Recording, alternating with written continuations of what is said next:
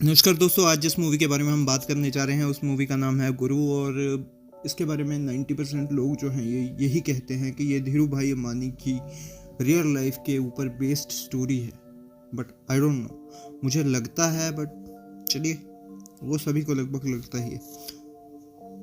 तो चलिए शुरू करते हैं इसकी स्टोरी के साथ। फिल्म की शुरुआत होती है 1951 में उत्तरी गुजरात के साबरकांठा जिले के छोटे से गांव ईदर में, जहां गुरुकांत देसाई नाम का एक युवक किसी दिन बड़ा बनने का सपना देखता है। उनके पिता कांतिलाल, जो गांव के स्कूल के प्रधानाध्यापक हैं, उन्हें सपना ना देखने की सलाह देते हैं और कहते हैं कि सपने कभी पूरे नहीं होते। गुरु तुर्की जाने और मसाला व्यापार में प्रवेश करने का फैसला करता है। उसके बाद बर्मा शेल के साथ एक ब्लू कॉलर नौकरी करता है। बाद में उसे पदोन्नति मिलती है, लेकिन नौकरी से इनकार कर देता है क्योंकि वह खुद के लिए काम करना चाहता है। गुरु अपने गांव लौटता है। वह सुजाता से शादी करता है, मुख्य रूप से उसके द्वारा लाए गए दहेज के कारण। सुजाता और उसके भाई जिग्नेश के साथ गुरु बॉम्बे चला जाता है और कपड़े का व्यापार शुरू करते हैं। नानाजी माणिक दास गुप्ता, जो स्वतंत्र इंडिपेंडेंट नाम का समाचार पत्र प्रकाशित करते हैं, गुरु को अपने बेटे की तरह मानते हैं। गुरु उन्हें एक पिता के रूप में देखते हैं जिन्होंने बॉम्बे में संघर्ष के शुरुआती दिनों में उनका साथ दिया। वह नानाजी की पोती मीनू के साथ भी गहरी दोस्ती करता है। बड़ी होने पर मीनू को मल्टीपल स्क्लेरोसिस हो जाता है और वह व्हीलचेयर का इस्तेमाल करती है।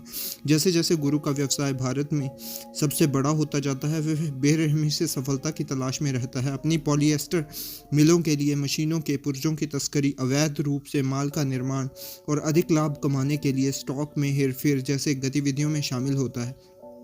हालांकि नानाजी को इसका पता चलता है तो गुरु की सफलता के साथ हमेशा ईमानदार नहीं होते हैं, तो वे अपने अखबार के एक रिपोर्टर श्याम सक्सेना के साथ मिलकर गुरु के बढ़ते भ्रष्ट तरीकों को उजागर करने का फैसला करते हैं। अखबार के साथ लड़ाई के तनाव के कारण गुरु को स्ट्रोक आता है और उसके दाहिने हिस्से में लकवा मार जाता है। इस बीच मीनू, जो अब शाम से विवाहित है, अपनी बीमारी से धीरे धीरे कमज़ोर होती जा रही है और अंततः मर जाती है। अंत में गुरु को उसके खिलाफ लगाए गए आरोपों का बचाव करने के लिए 16 अक्टूबर को एक निजी सरकारी जांच में समक्ष लाया जाता है। हालांकि फैसले के अगले दिन न्यायाधीश शो और प्रेस को बताता है कि वह एक साधारण ग्रामीण है जिसे उत्पाद शुल्क, सीमा शुल्क और बिक्री का मतलब भी नहीं पता। वह केवल अपना व्यवसाय जानता है। हालांकि भ्रष्ट व्यवस्था ने सुनिश्चित किया कि वह एक ग्रामीण अमीर व्यवसायी ना बने।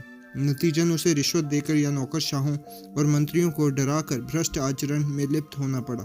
उसके इरादे और क्षमता उन पर 6.3 मिलियन और 96,000 करोड़ का जुर्माना लगा दिया जाता है, जो साबित हो जाता है। उन्हें अपनी कंपनी को वापस जाने की अनुमति दी जाती है।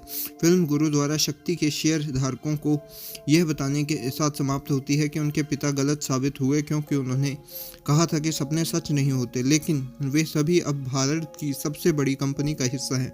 गुरु उनसे पूछता है क्या उन्हें रुक जाना चाहिए। शेयर धारक मना कर देते हैं और इसके बजाय दुनिया की सबसे बड़ी कंपनी बनने का संकल्प लेते हैं। तो दोस्तों, ये था मेरा रिव्यू। मैं मिलता हूँ आपको किसी और मूवी के रिव्यू के साथ। तब तक के लिए बाय।